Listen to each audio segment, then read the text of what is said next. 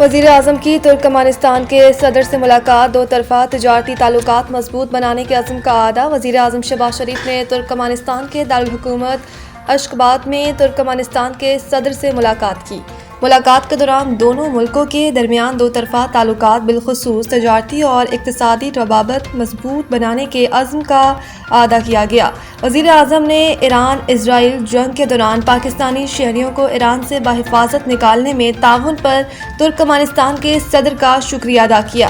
وزیر اعظم نے کہا کہ ترکمانستان کراچی اور گوادر کی بندرگاہوں کو اپنی رسائی بڑھانے کے لیے استعمال میں لا سکتا ہے۔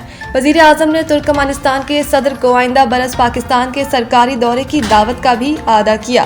اس موقع پر ترکمانستان کے صدر نے وزیر اعظم شہباز شریف کے دورے اور امن و اعتماد کے بین الاقوامی فورم میں شرکت پر شکریہ ادا کیا۔